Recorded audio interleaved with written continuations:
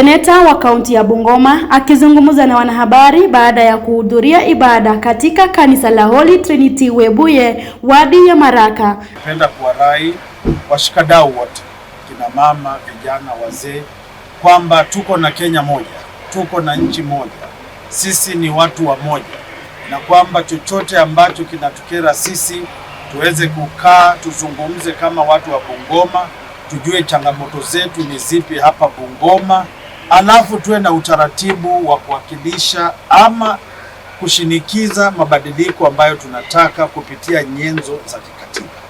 Yale ambayo tumeona katika mji wa Bungoma ni ya kusikitisha sana. Vijana kutumiwa, kupora, kupiga na kujeruhi watu wa mji wa Bungoma. Biashara zimeibiwa, bidhaa zimeibiwa. Alihoji kuwa maandamano hayo yaliathiri uchumi hasa mjini Bungoma, akidai kuwa kuna baadhi ya viongozi waliohusika, swala lililotiliwa mkazo na mbunge wa Webuye Magharibi Dan Wanyama aliyeandamana naye.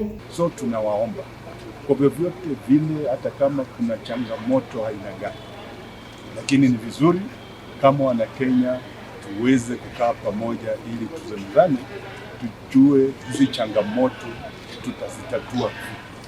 Mambo ya maandamano na mambo ya malumbano yatarudisha nchi yetu nyuma, kwa sababu nchi tumetoka katika hali mbaya sana ya uchumi. Maandamano ya Gen Z yalisababisha uharibifu mkubwa wa biashara ndogo ndogo, huku takriban 43% ya wafanyabiashara wakipoteza zaidi ya 60% ya mapato yao kwa kila siku, na watu wasiopungua 10 kupoteza maisha, huku zaidi ya watu 100 wakijeruhiwa vibaya. Zaidi ya 72% ya waandamanaji wanalalamika ukosefu wa majukwaa ya kuwasilisha maoni yao kwa viongozi, hali iliyochochea hasira na msukumo wa kuandamana. Aidha, maandamano haya yamechochea mgawanyiko wa kijamii na kisiasa, ambapo 55% ya vijana wanahisi kutengwa na sera za kisiasa. Wito umetolewa kwa viongozi na vijana kushiriki katika mazungumzo ya suluhu badala ya maandamano.